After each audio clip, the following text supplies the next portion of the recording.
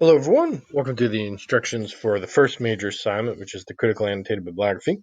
In terms of page specification, should be pretty standard for all of your assignments from other courses, MLA, 1-inch margins, all that stuff. And again, I want to have a chance where you could revise stuff if need be. So even though Canvas can accept PDF, I just want you using these file formats so I can actually, edit, putting suggestions and so forth, and we can work back and forth. The suggested due date is Monday, August 24th at 11:59. Again, I don't do any kind of late points or anything, but use this as a good kind of, just a self-discipline kind of strategy to kind of scaffold your time throughout this course.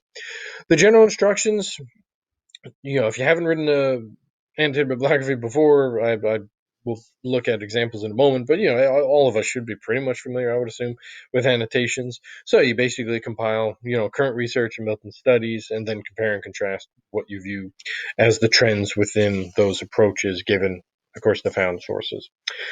And you don't necessarily need to just do completely current research. If you want to compare and contrast, you could totally focus on current and past research.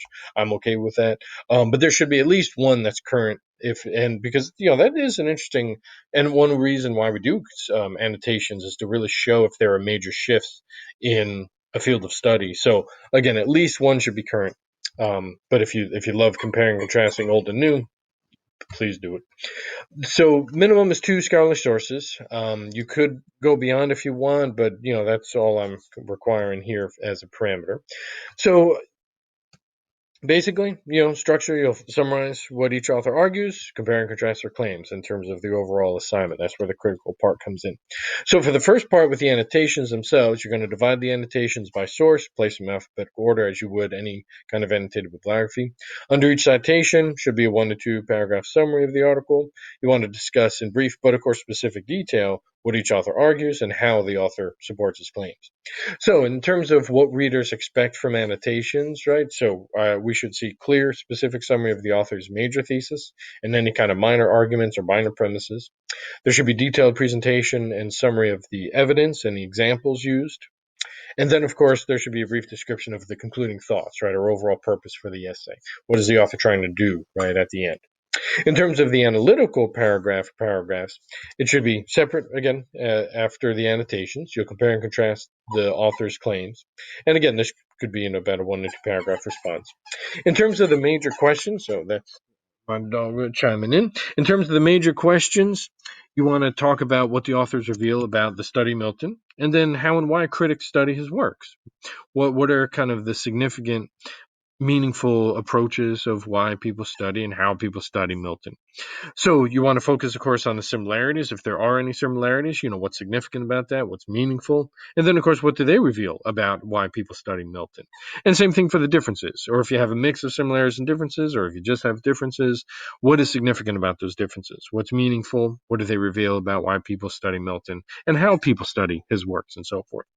So the entire document should be about 2 to 3 pages, 4 being the max. Don't go over 4, don't go overboard. This is an exercise in, again, your concision, right? How concise can you summarize a larger work? So again, don't go beyond 4 pages.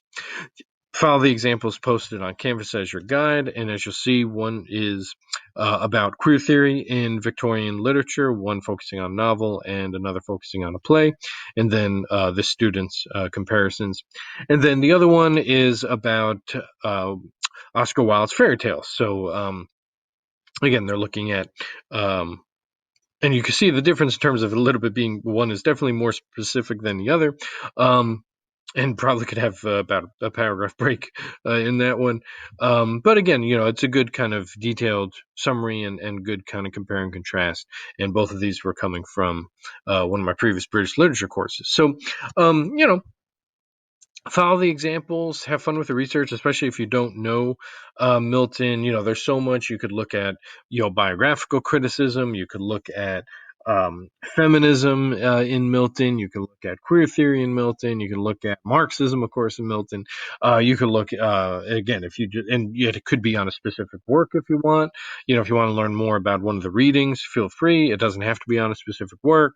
It could be in general. That's the thing. Milton studies is a very vast field, even though it's a very specific author.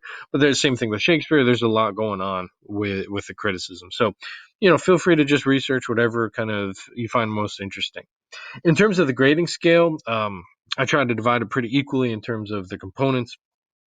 Just by doing the research, it should be automatic 20 points. The annotation paragraphs, again, should be cohesive and should contain clear summaries of the arguments, right? What are the major and minor premises? In terms of the evidence, again, there should be clear summary of the author's evidence. I should understand how the authors support and substantiate their claims. In terms of the comparison paragraph or paragraphs, there should be, again, cohesion, and there should be a strict analytical approach. So you shouldn't re-summarize, what you just annotated. There should be clear analytical approaches focusing on, again, the similarities and differences and what they mean. In terms of grammar and syntax, always important. So it should be comprehensible grammar, proper grammar, so forth, and proper syntax. And then, of course, proper page specifications and then format, right? It does matter. Recently I just finished one of my publications for MLA, and back and forth with the editors. I tried to format everything in terms of their specifications. I still had to make adjustments, and we were going back and forth and so forth. So it does matter. That's kind of key issue with those aspects. And then, of course, all that adds up to 100. Obviously, if you have questions, that's what the general forum is for. Post them there. Again, please also text me or email me, whatever you're more comfortable with any kind of questions as well, if you don't want to post them to the forum.